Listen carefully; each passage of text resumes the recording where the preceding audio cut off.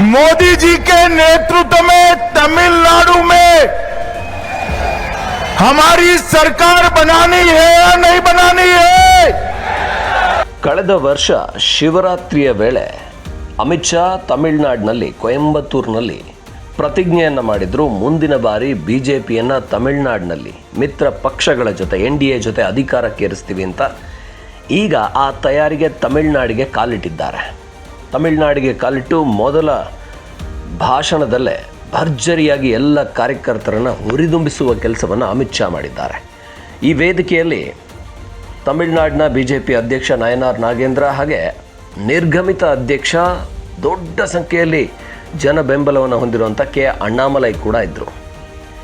ಈ ವೇದಿಕೆಯಲ್ಲಿ ಅಮಿತ್ ಶಾ ಆರಂಭದಲ್ಲೇ ನರೇಂದ್ರ ಮೋದಿ ಸರ್ಕಾರ ತಮಿಳುನಾಡಿನಲ್ಲಿ ಮಿತ್ರ ಪಕ್ಷಗಳ ಜೊತೆ ಬರಬೇಕೋ ಬೇಡವೋ ಅನ್ನುವಂಥ ಮಾತನ್ನು ಕೇಳಿ ಜನರನ್ನು ಎದ್ದು ನಿಲ್ಲಿಸಿ ಎರಡೂ ಕೈಗಳನ್ನು ಮೇಲಕ್ಕೆ ಏರಿಸಿ ಜೈಕಾರ ಹಾಕುವಂತ ಹೇಳಿದರು. ಪ್ರತಿ ರಾಜ್ಯದಂತೆ BJP ತನ್ನ ಎಂದಿನ ಹುರುಪಿನ ಜೋಶ್ನ ಪ್ರಚಾರವನ್ನು ಆರಂಭಿಸಿತು. ಇಲ್ಲಿ ಗಮನಿಸಬೇಕಾದಂಥ ವಿಚಾರ ಇದ್ದಿದ್ದು ಅಂದರೆ, ಬೇರೆ ಎಲ್ಲರ ಬಗ್ಗೆ ಅಮಿತ್ ಶಾ ಹೇಳಿದಾಗ ಬಂದ ಚಪ್ಪಾಳೆಗಿಂತ ಕೆ ಅಣ್ಣಾಮಲೈ ಅವರ ಬಗ್ಗೆ ಹೇಳಿದಾಗ ಜನ ತಟ್ಟಿದ ಚಪ್ಪಾಳೆ, ಕೂಗಿದ ಜೈಕಾರ ನಿಲ್ಲಿಸಲಿಕ್ಕೆ ಆಗಲಿಲ್ಲ. ಅಂದರೆ ತಮಿಳುನಾಡಿನಲ್ಲಿ ಅತ್ಯಂತ ಜನಪ್ರಿಯ ನಾಯಕ BJPಗೆ ಅಂದರೆ ಅದು ಅಣ್ಣಾಮಲೈ ಅನ್ನೋದು ಮತ್ತೊಮ್ಮೆ ವೇದಿಕೆಯಲ್ಲಿ ಪ್ರೂವ್ ಆಯಿತು. ಆದರೆ ಅಣ್ಣಾಮಲೈ ಅವರನ್ನ ರಾಜ್ಯಾಧ್ಯಕ್ಷ ಸ್ಥಾನದಿಂದ ಕೆಳಗೆ ಇಳಿಸಿದ್ರು BJP ಅದನ್ನು ಬ್ಯಾಲೆನ್ಸ್ ಮಾಡಿದೆ. ಅವ್ರನ್ನ ಮುಖ್ಯ ವೇದಿಕೆಯಲ್ಲಿ BJPಯ ವರಿಷ್ಠ ನಾಯಕ, ಪ್ರಮುಖ ನಾಯಕ ಅನ್ನೋದನ್ನು ಒತ್ತಿ ಹೇಳಿದ್ದಾರೆ ಅಮಿತ್ ಶಾ. ತಮಿಳುನಾಡಿಗೆ ರಾಜ್ಯಾಧ್ಯಕ್ಷರಾಗಿ ಬೇರೆಯವರು ಇರ್ಬೋದು, ನಯನಾರ್ ನಾಗೇಂದ್ರ, ಆದರೆ ಆ ಅಣ್ಣಾಮಲೈ ಅವರಿಗೆ ಆ ವೇದಿಕೆಯಲ್ಲಿ ಪ್ರಮುಖ ಸ್ಥಾನವನ್ನು ಅಮಿತ್ ಶಾ ಕೊಟ್ಟಿದ್ದಾರೆ, BJP ಕೊಟ್ಟಿದೆ. ಹಾಗಾಗಿ ಎಲ್ಲೋ ಒಂದು ಕಡೆ BJPಗೆ ಒಂಚೂರು ಆತಂಕ ಇದೆ. AIDMK ಜೊತೆಗಿನ ಮೈತ್ರಿಯಿಂದಾಗಿ ಅಣ್ಣಾಮಲೈ ಅವ್ರನ್ನ ರಾಜ್ಯಾಧ್ಯಕ್ಷ ಸ್ಥಾನದಿಂದ ಇಳಿಸಬೇಕಾಯಿತು. AIDMK ಅವರಿಗೆ ಒಪ್ಪುವಂಥ ರಾಜ್ಯಾಧ್ಯಕ್ಷರನ್ನ ಆಯ್ಕೆ ಮಾಡಬೇಕಾಯಿತು. ಆದರೂ ಕೂಡ ಅಣ್ಣಾಮಲೈ ಅವ್ರನ್ನ ಬಿಟ್ಟರೆ BJPಯ ತಳಮಟ್ಟದ ವೋಟ್ಗಳೇನಿದೆ ಅದನ್ನು ಕಳ್ಕೋಬೇಕಾಗುತ್ತೆ ಅನ್ನುವ ಕಾರಣಕ್ಕೆ ಅಣ್ಣಾಮಲೈ ಅವ್ರನ್ನ ವೇದಿಕೆಯಲ್ಲಿ ಪ್ರಮುಖವಾಗಿ, ವಿಶೇಷವಾಗಿ ಅವ್ರನ್ನ BJP ನಡೆಸಿಕೊಳ್ತಾ ಇದೆ ಅನ್ನೋದು ಇಲ್ಲಿ ಕಾಣಿಸ್ತಾ ಇದೆ. भारत माता की क्यों भाई, क्या हो गए आप लोगों की आवाज को? अम्मा एन्नाचे इन्नु सत्तमा केक्किदो? NDA सरकार बनानी है या नहीं बनानी है?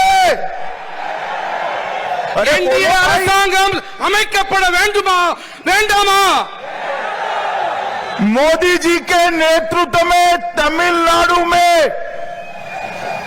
हमारी सरकार बनानी है या नहीं बनानी है?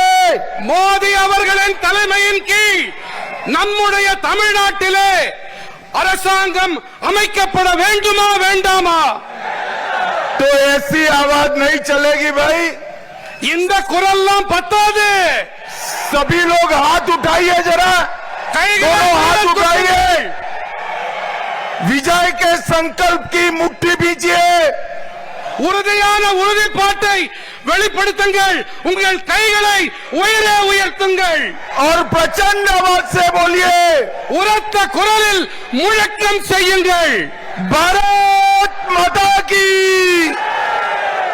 वंदे वंदे वंदे.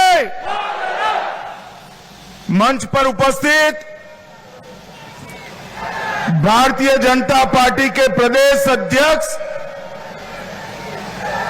श्रीमान नयनार नागेंद्र जी, भारतीय जनता पार्टी के वरिष्ठ नेता के अन्नामलाई जी, तमिलनाडु चुनाव के प्रभारी और भारत के कॉमर्स मिनिस्टर श्री पीयूष गोयल जी, डॉक्टर L मुरुगन जी, श्री N रामचंद्रन जी, और आज इतनी बड़ी संख्या में आए हुए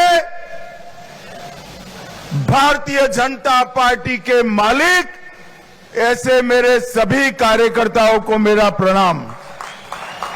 मैं